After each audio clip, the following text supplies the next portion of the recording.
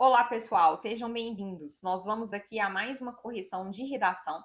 E se este é o primeiro vídeo meu que você assiste, todas as quintas-feiras, às 19 horas, eu estou aqui no YouTube para fazer uma correção de redação. Então, se você vai fazer o Enem, participe. Você deve praticar, é muito importante que você treine e também que você receba um retorno das redações que você escreve, para saber se você está no caminho. Então, é uma possibilidade para você treinar e para você ver a sua redação sendo corrigida. Eu vou deixar o link aqui na descrição do vídeo, é um formulário que você consegue mandar o seu texto. E eu te aviso quando ele for corrigido. A identidade das pessoas nunca é falada aqui no vídeo. O importante é mesmo esse acompanhamento da correção, que isso pode ajudar bastante vocês a evoluir na hora que vocês forem escrever. Então participem, quinta-feira, 19 horas, estamos aqui para fazer correção de redação. E às terças-feiras, às 19 horas também, eu falo sobre assuntos que podem ajudar na hora de vocês escreverem. E aí vocês podem mandar perguntas e a gente ir conversando por aqui, tá bom? Então, terças e quintas-feiras, às 19 horas. E o tema da redação de hoje é a intolerância social em relação às novas formações familiares. A tradicional é pai, mãe e filhos, mas além dessa tradicional, existem muitas outras possibilidades. Existem os casamentos homoafetivos, existem os casais homossexuais que adotam crianças, existem as mães que criam os filhos sozinhas, existem os pais que criam os filhos sozinhos, existem as avós que criam os netos, e muitas vezes os netos são órfãos. Então, existem várias outras possibilidades. E o problema é que, muitas vezes, essas possibilidades não são respeitadas. Essas outras configurações familiares não são respeitadas. Então, o debate é este. Eu quero começar apresentando uma fonte, uma sugestão de fonte, tá? Uma sugestão. Que é esse livro aqui, ó, O Animal Social. É a minha atual leitura. Eu ainda não terminei de ler este livro, mas até o ponto em que eu cheguei, ele se encaixaria super bem. Por quê? O autor fala sobre a nossa necessidade de convivência social e de sermos aceitos no meio social. A gente não quer sentir preconceito, a gente não quer se sentir rejeitado. É uma questão histórica essa nossa tendência ao convívio social. Já foi em outros tempos uma questão de sobrevivência, vou falar assim no sentido mais primitivo. Então, faz parte da gente querer convivência social e querer se encaixar no grupo.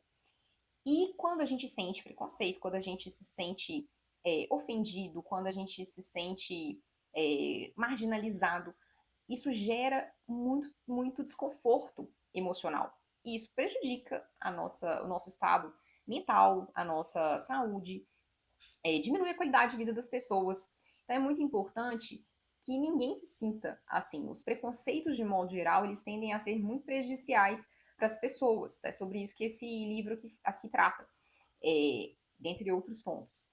Mas essa ideia se encaixaria muito bem com essa discussão do preconceito em relação a uma formação familiar. E quando a gente fala de crianças, isso é ainda mais sério.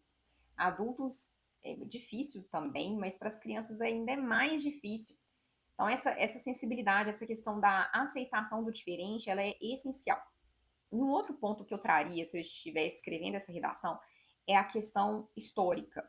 Porque em outros tempos, outras formações familiares não eram admitidas pelas leis. Então, não era permitido fazer casamentos homoafetivos, não era possível que um casal homossexual adotasse uma criança. Então, em outros tempos, isso ainda era pior para as pessoas que tinham outras configurações familiares. E é importante que essa aceitação vá sendo trazida para a sociedade, que isso vá se naturalizando. E um passo muito importante para isso é o ordenamento jurídico admitir essas outras possibilidades. Então, seriam ideias que eu provavelmente mostraria se eu estivesse escrevendo essa redação. Mas o exemplo que eu tenho aqui hoje, ele é excelente, é uma redação muito, muito boa. É, então, vamos aqui, vamos aqui falar sobre este texto, tá? É realmente um exemplo, se você está se preparando, considere este texto aqui um exemplo, que ele ficou muito, muito bom. Então, a intolerância social sobre as novas formações familiares no século XXI. Introdução. As discussões relacionadas às formações familiares são repletas de preconceitos por parte dos conservadores e geram transtornos entre os que defendem a família tradicional como única opção e os que vivenciam formações alternativas e lutam pelo respeito. A inviabilização de um diálogo ocorre pela crença infundada em um tradicionalismo que não se adequa à sociedade e às suas transformações. Ainda a falta de consideração das pessoas em relação à afetividade como mais importante em um núcleo familiar. Primeiramente, para formar o núcleo familiar ideal para os mais conservadores, é necessário um pai, uma mãe e seus filhos. Porém, essa realidade nem sempre se aplica, como observado pelos dados da Associação Nacional dos Registradores de Pessoas Naturais, que indicou que quase 100 mil crianças não foram registradas pelo pai em 2021. Além disso, segundo o IBGE, cerca de 12 milhões de mães chefiam os lares sozinhas. Esse já seria um grande impedimento para defender que só há um jeito certo de ser família. Em segundo lugar, deve-se ressaltar o grande retrocesso que é querer discutir a afetividade. Afinal, essa sim é a essência do que constitui uma família. A forma com que as pessoas se relacionam mudou ao longo do tempo. Hoje, as configurações dentro dos lares são plurais e nenhuma se sobressai à outra. Todas devem ser respeitadas. A liberdade da escolha de como viver a própria vida, que foi conquistada ao longo de tantos anos e com tantas lutas, como a empreendida pelos homossexuais que conseguiram oficializar o casamento gay, não pode ser questionada. Portanto, o preconceito deve ser rompido e nada mais eficaz para isso do que a educação da população. É sabido que a televisão é um grande meio para levar informação. Dessa forma, o governo, por meio do Ministério da Mulher, da Família e dos Direitos Humanos, deve viabilizar verbas para abrir espaço nos canais para que profissionais de psicologia interajam com o público, propagando o respeito à diversidade das famílias. Assim será possível tornar as pessoas mais aceitadoras das opções alheias. Então, aqui nós temos o texto e vamos agora falar de cada um dos parágrafos para você perceber a linha de raciocínio e todos os detalhes para a gente fazer depois a avaliação e atribuir nota. Então, olha só a introdução. A pessoa traz o assunto. Então, ela coloca que as discussões relacionadas às formações familiares são repletas de preconceitos por parte dos conservadores. Então, esse é um ponto. Essa questão familiar, formação familiar, é repleta de preconceitos por parte de quem? Das pessoas mais conservadoras.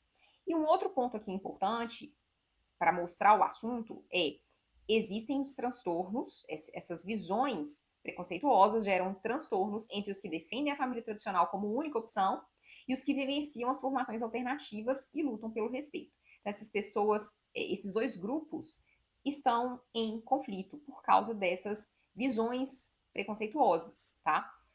Depois de mostrar o assunto, a pessoa entra com a tese e com o que ela pretende discutir. Então, olha só. A inviabilização de um diálogo ocorre pela crença infundada em um tradicionalismo que não se adequa à sociedade e às suas transformações. Então, esse é um ponto, é uma visão da pessoa que depois ela vai discutir, que é o quê? Essa visão tradicional, ela não se adequa à sociedade e às suas transformações. Não serve para todo mundo. E o segundo ponto, ainda a falta de consideração das pessoas em relação à afetividade como mais importante em um núcleo familiar. Tem gente que esquece do fator afetividade, que não considera essa questão emocional como importante, o mais importante em um núcleo familiar. Então, nós temos aqui duas percepções da pessoa e que é ao mesmo tempo os pontos que ela vai desenvolver depois, que é o que? Visão tradicional, que não se adequa a todos os casos, que não serve para todo mundo, que não segue as transformações sociais que a gente tem, e a questão afetiva, que muitas vezes não é considerada por algumas pessoas. Então, agora que nós tivemos a exposição do assunto e a tese que vai ser discutido, a gente vai para o desenvolvimento. Repare que nós não tivemos deslizes gramaticais. A ortografia está legal, a pontuação está funcionando super bem. Então, realmente um bom exemplo de introdução. Desenvolvimento 1. Primeiramente, para formar um núcleo familiar ideal para os mais conservadores, é necessário um pai, uma mãe e seus filhos. Então, a pessoa vai começar o desenvolvimento 1 falando sobre o ideal do conservador, porque isso vai ser depois importante para falar que isso não funciona para todo mundo. Então, para o conservador tem que ser pai, mãe e filhos. Porém, ao contraponto, a oposição aqui, essa realidade nem sempre se aplica.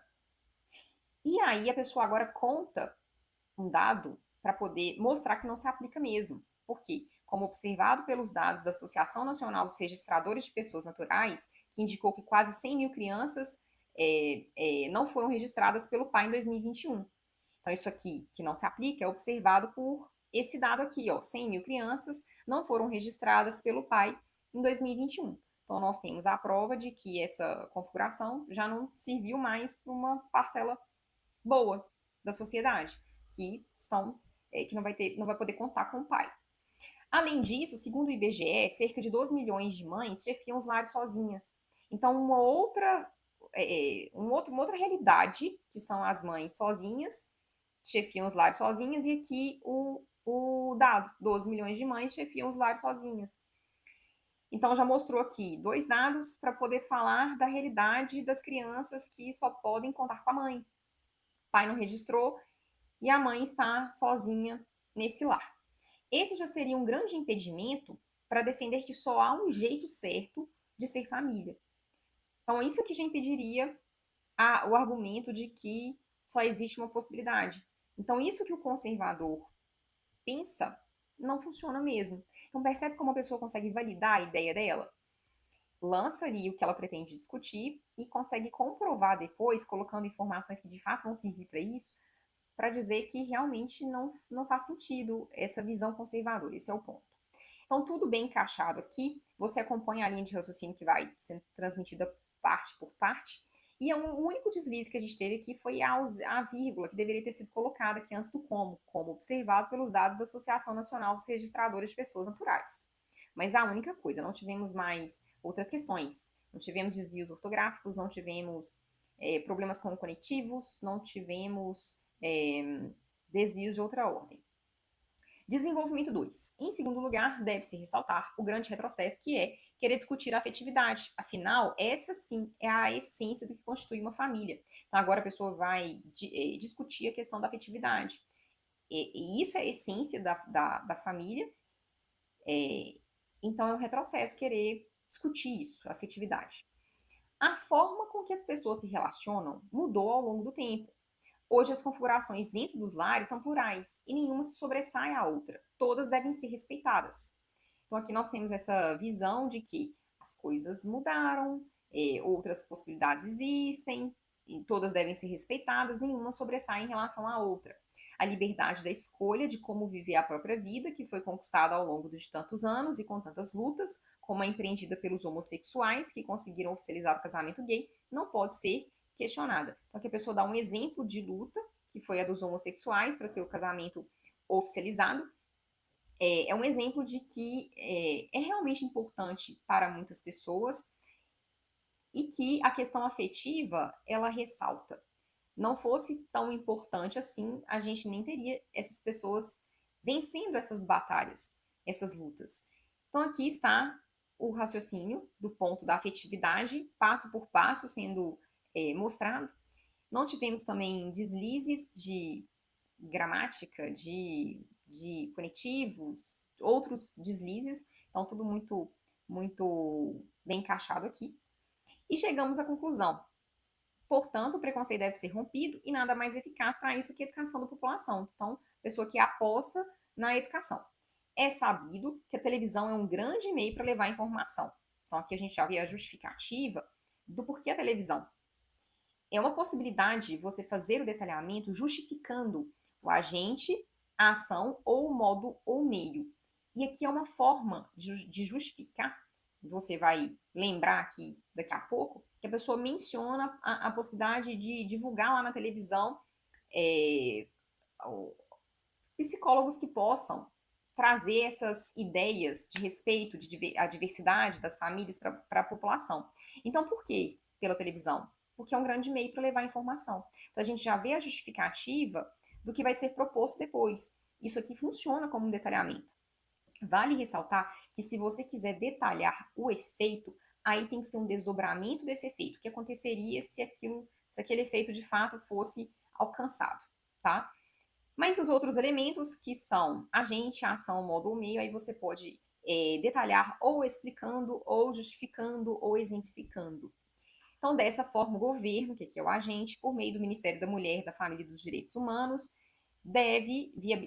que a pessoa colocou como modo ou meio, deve viabilizar verbas para abrir espaço nos canais para que profissionais de psicologia interajam com o público, propagando respeito à diversidade das famílias. Então, essa é a ação. Fazer o quê?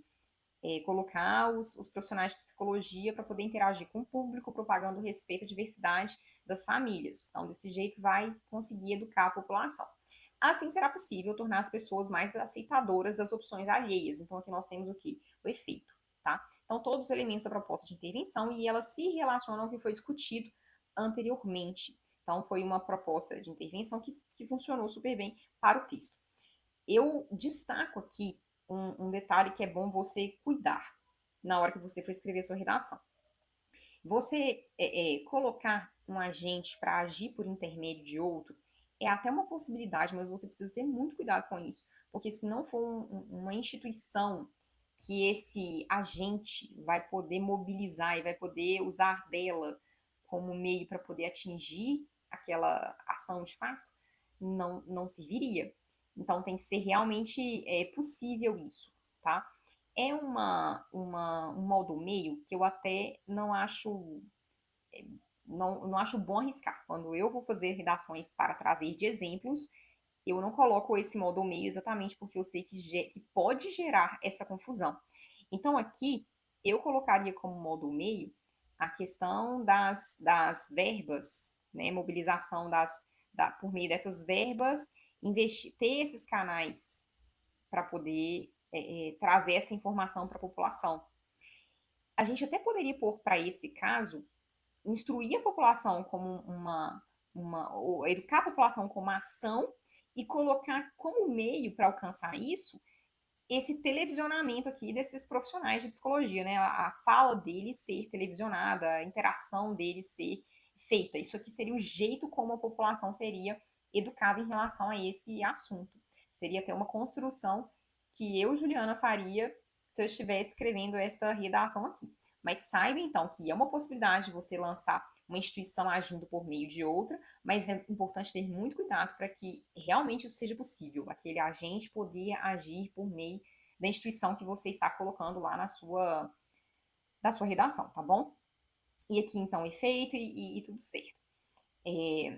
Nós temos aqui ó, a seguinte pontuação.